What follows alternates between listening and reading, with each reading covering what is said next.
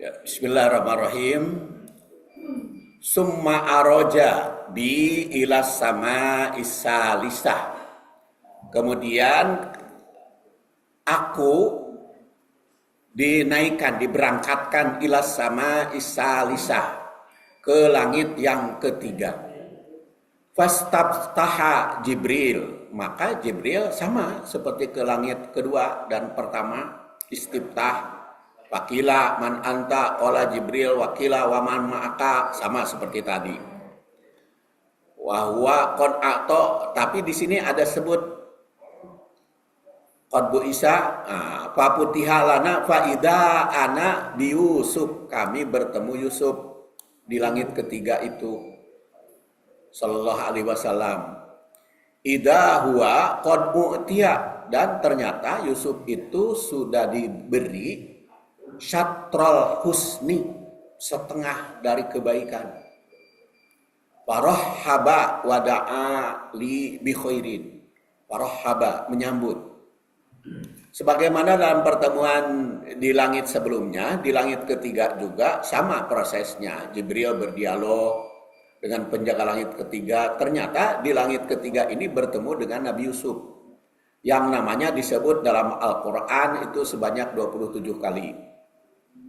Pertemuan Nabi Muhammad dengan Nabi Yusuf di langit ketiga mengandung pelajaran yang sangat menyentuh sisi psikologis, estetika, dan harapan optimis.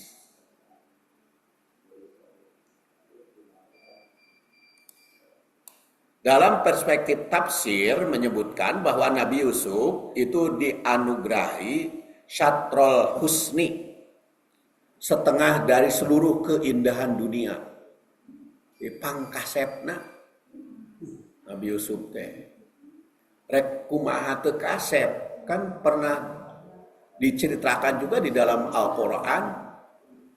Masyarakat itu kan ngejek ke Siti Julaiha teh, istri raja, kata mereka itu istri raja permaisuri, bogoh ka anak angkat, bogoh ka pembantu, cenah. Ieu mah permaisuri kok bogoh ka pembantu. Diejek gitu. Mata ditampilkanlah ya. Permulaannya dikumpulkan para ibu teh, disuguhi pisau sama apel, suguhi, mangga ibu makan apelnya. Ini keur peso dikeuretan apelna.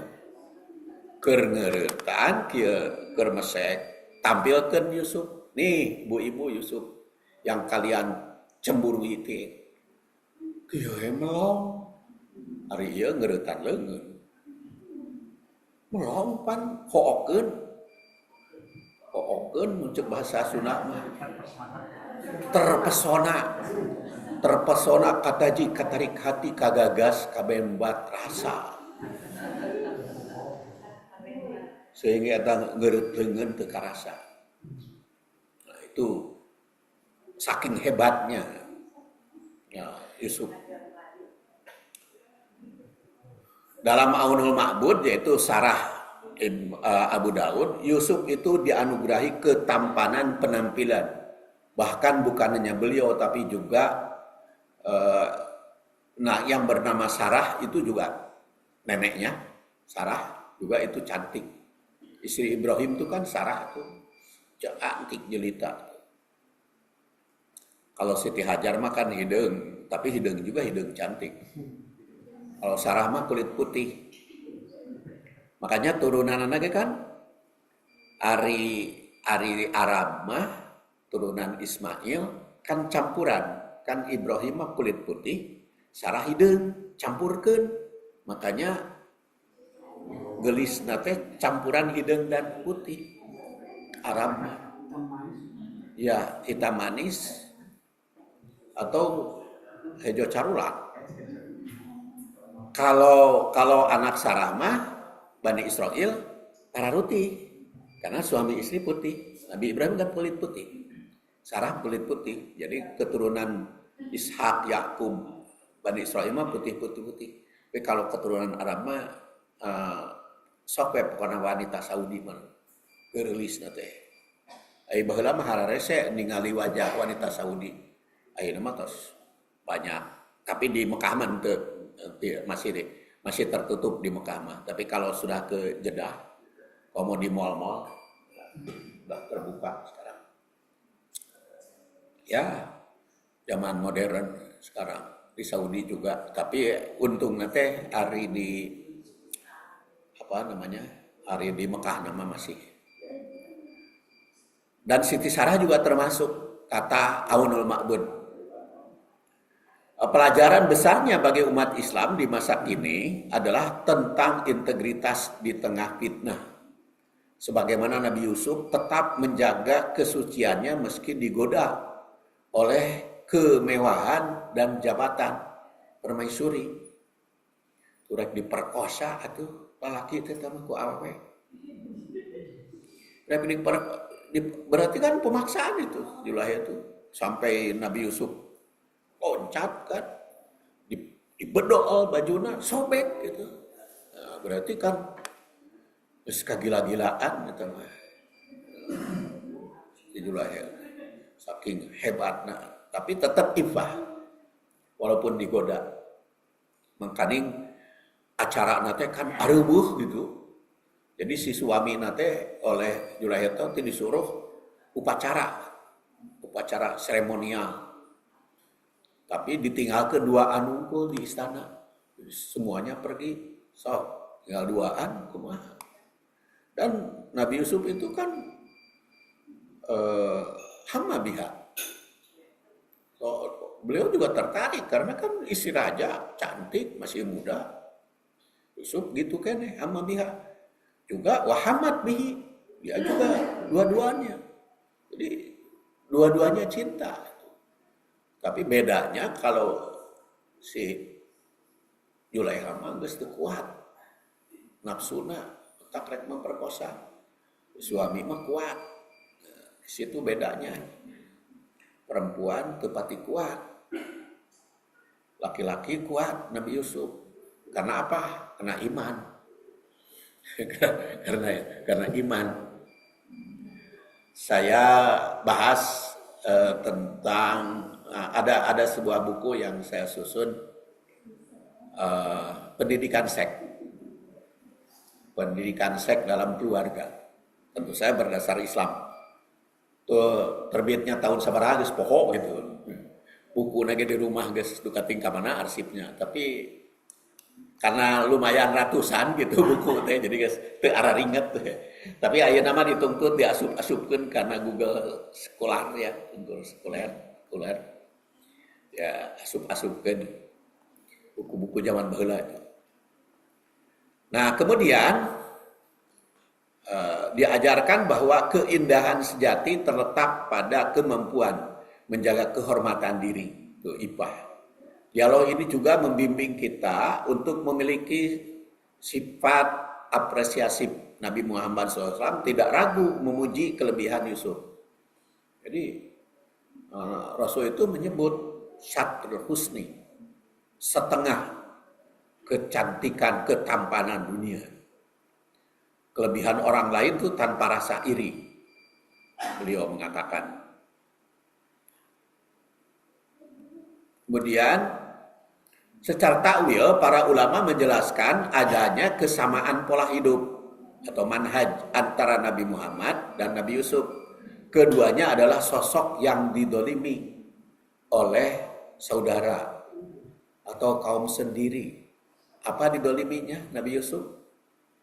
Rek dibunuh ku lancek-lancek. Padahal Nabi Yusuf mah teu boga dosa. Kan eta mah bapana. Jadi bukan Yusuf yang salah kan?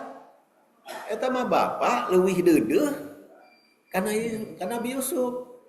Secara fisik tampan, secara akhlak hebat, kemampuannya cerdas. Nabi Yusuf itu sampai Nabi Yusuf itu pernah bermimpi, qala Yusuf li abihi, inni ra'aitu ahada asyara kaukaban wasamsa wal qamar ra'aituhum li sajidin. Aku bermimpi 12 ahada asyara 11 bintang, Syamsa wal Qamar, matahari dan bulan sujud kepadaku.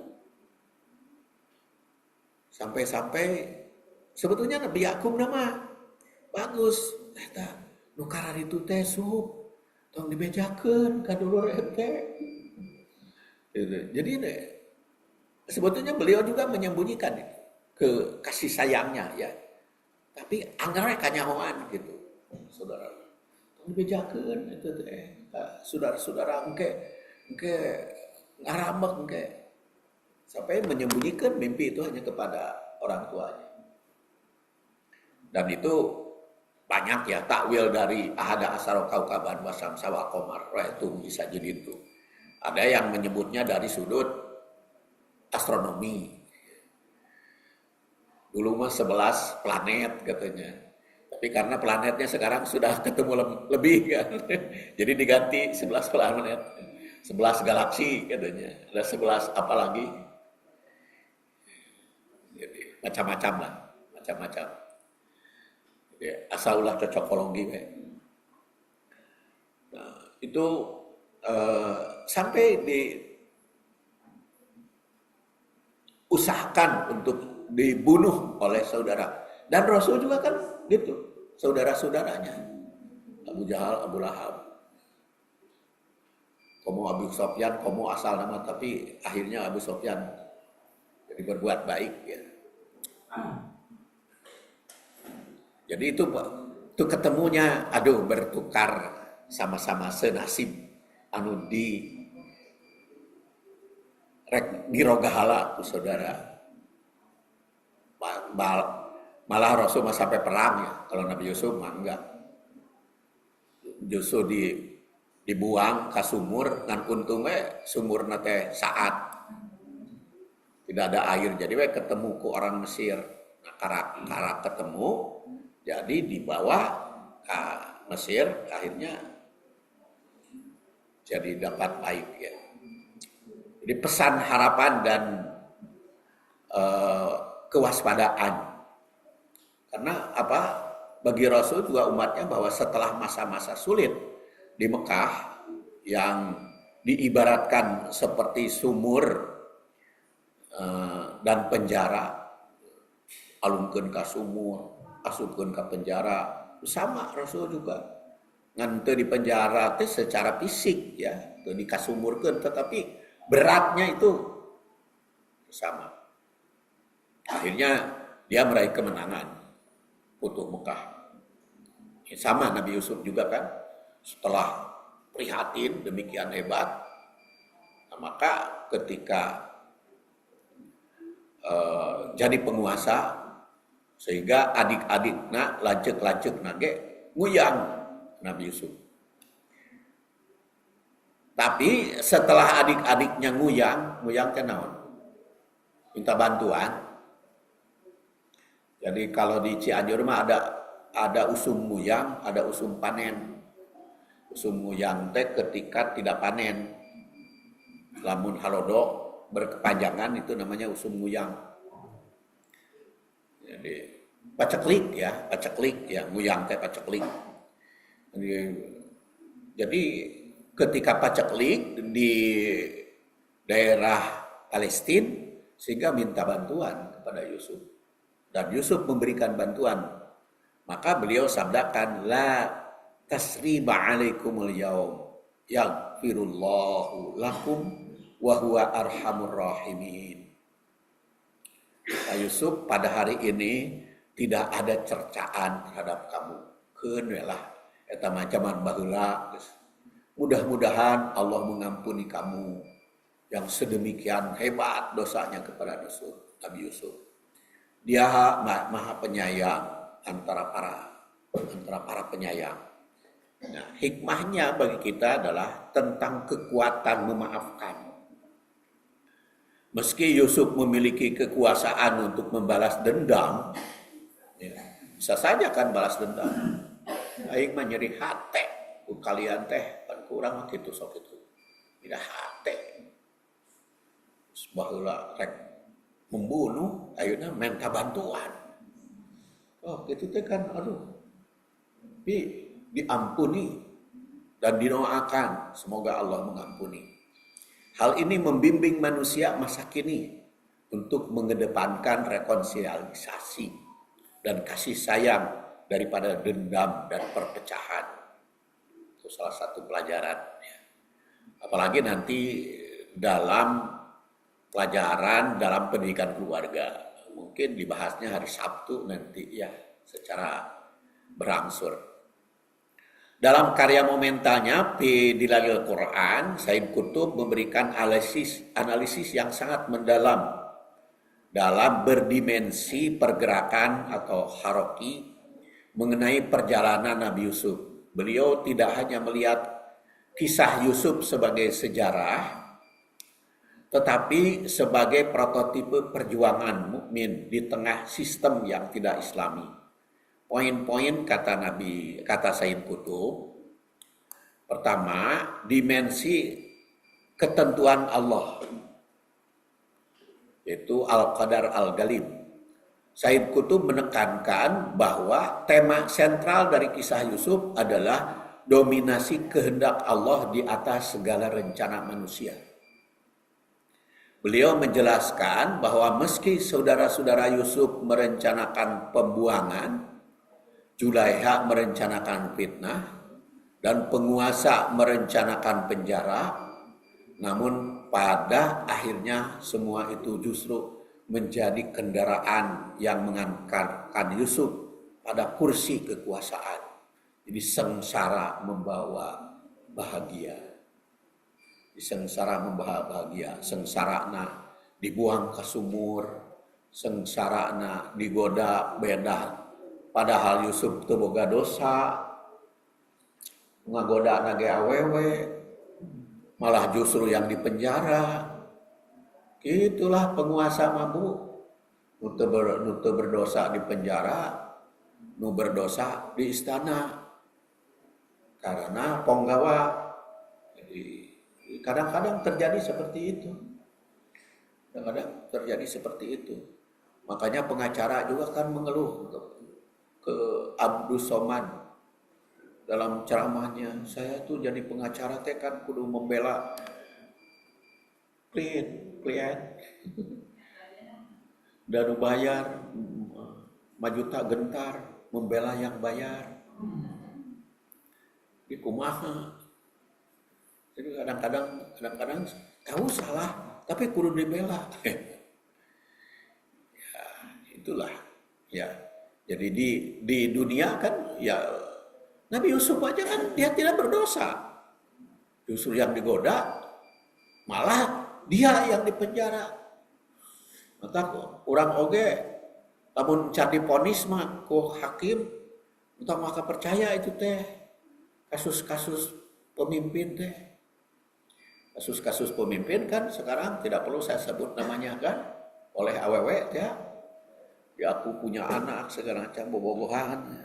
Lamun cari ponis mah ku pemimpin salah ulah waka urang. Ulah waka memponis bisi memponis orang yang tidak bersalah kan kita tidak tahu. Eta mah meureun di media massa teh tidak pala linter. Aya foto-foto na jadi budak. Foto kan bisa dibikin atuh. So, wajah si A dipertemukan dengan wajah si B. Eta we si Trump kan di hingga keur ngabaso. Terus apa namanya parebut jeung Khomeini segala macam. Itu kan AI itu. Makanya orang yang tidak menguasai AI itu bisa tergilas oleh AI itu. Percaya gambar-gambar itu. Makanya kita harus manfaatkan AI itu untuk dakwah. Kalau saya memanfaatkan menggunakan AI itu untuk kepentingan dakwah. Untuk kepentingan dakwah sendiri. Yang sudah lamun cara zaman baheula mah nyeun buku teh ngetik itu sahurup-sahurup. Lama tuh. Hari ayeuna mah kan ngomong we lah lamun keur capek nulis ngomong we. Ayo ngomongkeun eta ayat teh kieu-kieu bicara. Kan dia nulis sorangan. Pakai pakai itu apa? Mic itu pakai mic voice itu. Jadi kan nulis sendiri. Ya, tapi kadang-kadang kan ngomong wae kesal nulis huruf yang salah wajar wae ya kene. Tapi eta teh anu huruf yang salah teh encan ka koreksi. Tapi kalamun geus ka koreksi mah eta teh diblok gitu. Ditulis wae tolong koreksi huruf-huruf yang salah. Itu biasanya ngoreksi sendiri. Cuman kadang-kadang tadi juga aya nu kalewat ngan teu ka koreksi tah. Nah, sudah nulis dulu kan. Kalau nulis mah pokoknya saya biasanya nulis mah kan untuk kudu apa? Untuk kudu ngoreksi langsung tanggal tuh nulis ngoreksi nulis aduh mau angges-angges.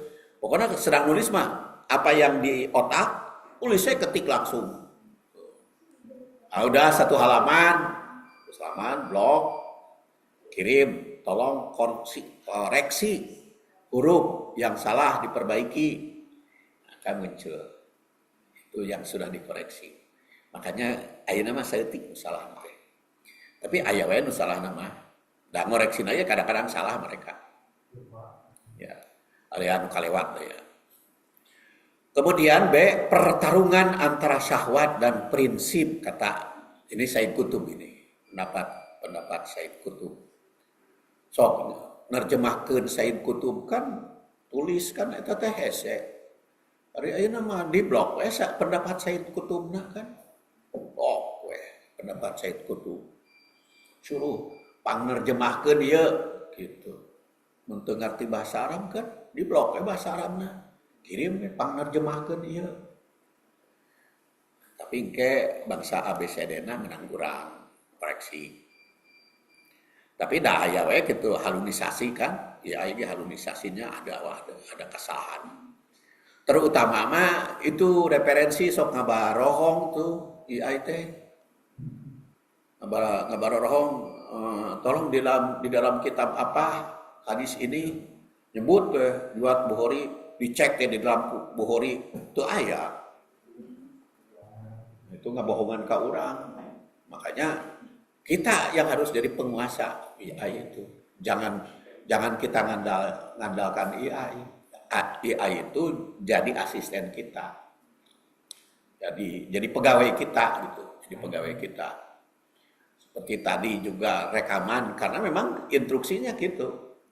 Jadi bikin rekaman dan gambar ini isinya tapi tolong itu sebutkan sumbernya yang benar gitu. Jadi muncul. Kemudian pertarungan antara syahwat dan prinsip. Said Qutb menyoroti momen ketika Yusuf digoda oleh istri Aziz.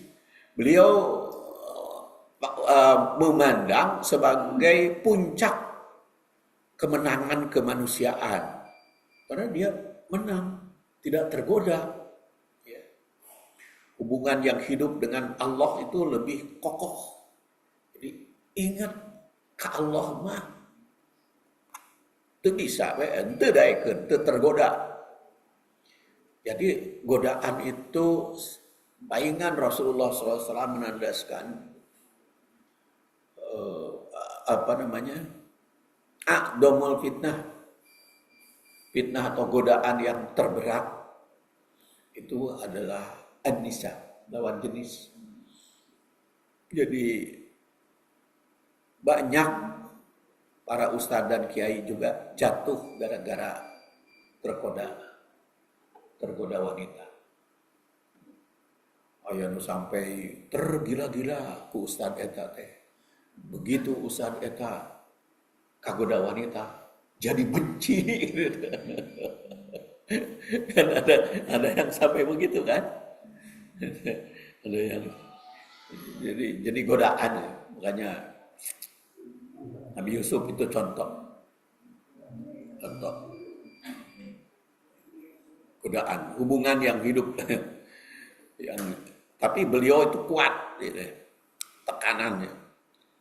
Nah ini pelajaran kesucian diri, iffah adalah pondasi dari kekuatan kepemimpinan.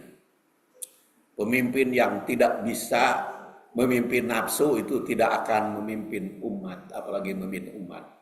yang mudah tergoda oleh nafsu. Wah, ku wanita mah jatuh rogima anfu rojulin. Rogima teh naon? Rogima teh hidung kana taneuh. Tu rogima anfu rojulin. Muncul bahasa orang mah tikusruk. Disungkruk, tikusruk.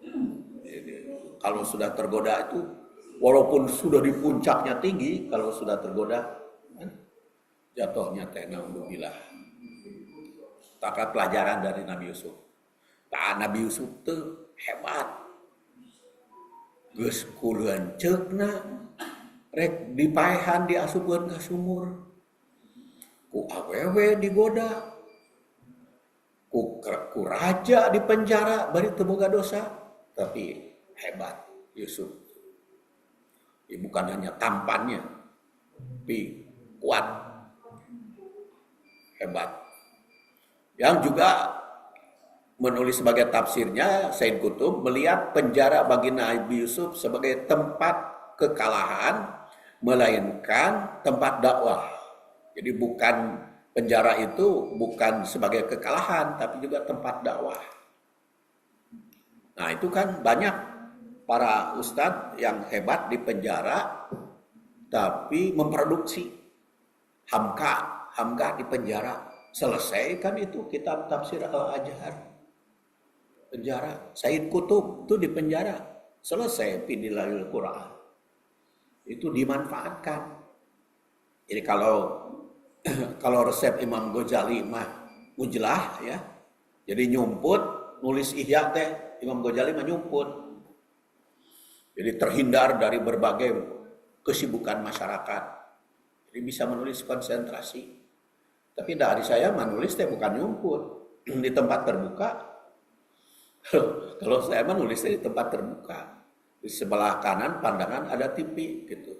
TV na sina disada we gitu kadang. Tapi lamun anu naroskeun eta lalakon naon da teu ngabadungan. Urang menulis. Kadang-kadang ada ibu-ibu ya, yang makan-makan, saya menulis. Jadi di tempat terbuka. Itu memang masing-masing punya. Tapi di penjara itu jadi dakwah Nabi Yusuf. Jadi banyak umat penjara itu. Nah itu juga para ulama banyak hasil dari penjara tempat sepi itu menghasilkan. Dan itu saya juga mengalami ketika COVID ya. COVID kan tidak boleh keluar. Isolasi di rumah. Duaan di rumah tadi isolasi. Temenang keluar. Saya mah gunakan aja menulis itu. Dan juga cukup banyak itu buku ketika COVID. Lumayan muncul berbagai judul. Kemudian Islam sebagai sistem solusi bukan sekedar jabatan. Jadi saat Yusuf meminta jabatan sebagai bendahara negara, Hafidun Alim, Qutb menafsirkan bahwa Yusuf tidak sedang mengejar kekuasaan untuk kepentingan pribadi, melainkan untuk menyelamatkan manusia dari kehancuran dengan sistem Allah Subhanahu wa taala. Jadi merebut jabatan kalau sudah jelas itu harus mau. Jadi kalau kita di RT, di RW, di kelurahan, ibu sekarang mah jadi bapaknya, bapak RW. Bapak RW menawarkan jabatan di ke RW-an. Kalau ada yang mampu harus siap. Nurutan Nabi Yusuf. Jadi lain ambisi tapi hayang memperbaiki ke RW-an itu.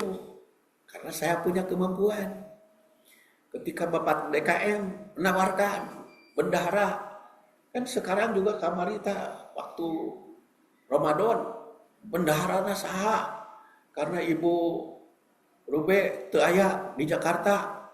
Untungnya Pak Agus kan disuruhkeun bersedia. Nah itu harus karena insya Allah kan lumayan sekarang laporannya jalan gitu. Ya. orangnya jalan kekurangannya, katingali gitu, kekurangan dana Ramadan deh. Jadi anu ditinggali teh kekurangan we. Da kelebihan nama can aya. Tadi 700. Nah. Kadang biaya dugi ka akhir lebaran 3 jutaan deui nya. 3 jutaan deui butuh.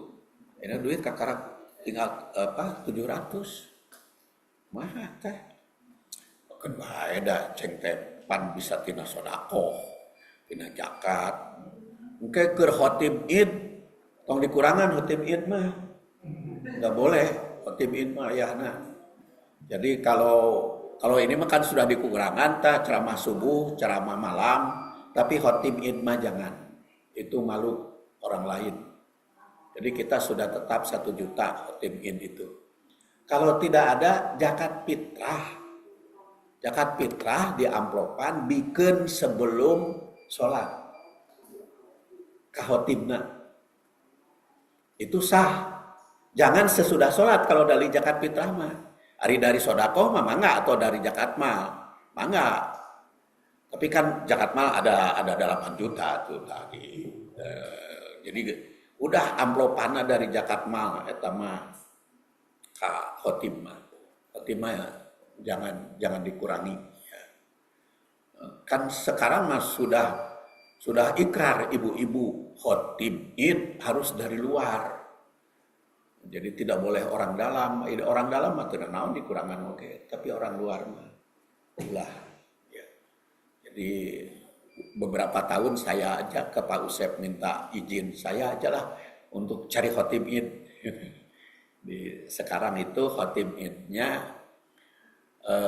ketua jurusan prodi naon teh anak-anak teh anak kecil teh naon PAUD prodi PAUD Dr. Ayi itu ketua prodi PAUD Fakultas Tarbiyah Unisba. Jadi eta mah kanggo khotib mah ulah dikurangan. Da aya danana, yaitu caranya begitu. Bisa kalau sama sekali tidak ada dana, bisa dari zakat fitri. Dikasihkan zakat fitri mah sebelum sholat. Sebelum sholat teh, ayo amplopan cek Pak Uju teh mah bisi hilap. Pak Uju gitu. Sok ngasih sebelum ceramah, ya Pak. Abdi sok hilap, jadi dipayung mangga. Ya, darurat dan itu punya hak khotib itu dari zakat fitri. Karena itu fukoronya jadi waktunya dihabiskan untuk ke sini seharusnya sana. Dan kebetulan saya tidak hadir untuk sholatnya di sini karena saya dapat tugas di Garut. Jadi berangkat ke Garutnya H-1. Enggak. Jadi itu Islam sebagai solusi ya. Nah, kemudian akhlak dalam kemenangan itu memaafkan. Jadi sudah jelas lancek nate jahat, tapi beliau memaafkan. Justru memaafkan ketika begitu, itu yang hebat. Said Qutb juga memandangnya sebagai puncak keagungan akhlak. Setelah melewati semua penderitaan, Yusuf tidak mencari balas dendam. Kecuali lamun Iran ke Israel yang Amerika mah eta mah kudu balas dendam teh perang eta perang kudu. Jadi pelajaran kemenangan sejati dalam pandangan Islam adalah ketika seorang mampu menaklukkan dendam pribadinya demi kasih sayang dan persatuan. Nah, kisah Nabi Yusuf ini memberikan peringatan dini bagi orang tua tentang bahaya pilih kasih. Pilih kasih itu hati-hati makanya. Jadi antara saudara, meskipun cinta kesalehan Yusuf, ekspresi cinta itu terlalu mencolok, jangan sampai kanyahoan. Kita kalau kepada anak rada sayang, rada dede, ulah kanyahoan ku lanceukna atau ku adina. Jangan kelihatan. Harus ditutupi. Dalam konteks keluarga modern ini mengajarkan bahwa keadilan emosional mutlak. Oleh karena itu harus berhati-hati dalam memuji. Ya, hati-hati itu. Ayo kita teh memuji. Tuh lan ada adi maneh mah bagus. Nah itu teh memuji. Memuji teh bagus tapi di mana heula gitu. Sok we ibu sebagai istri memuji suami orang di depan suami ibu. Aduh, itu teh pikaku heula teh memuji teh. Atau saya memuji istri orang di depan istri saya. Nah, walaupun memuji itu di mana dulu. Jadi, nah itu juga kepada anak, jangan sampai kalau minta sesuatu kepada anak katakan jangan membandingkan lagi. Membandingkan antara anak yang satu dengan anak yang lain. Itu karena akan memicu keberhentian dari sisi relasi ayah dan anak. Kisah ini mengajarkan pentingnya membangun ruang komunikasi yang aman dan masih banyak lagi. Nanti summa arojanya periode ketiga istirahat dulu. Istirahat dulu capek bu. Itu istirahat mah capek minimal abdi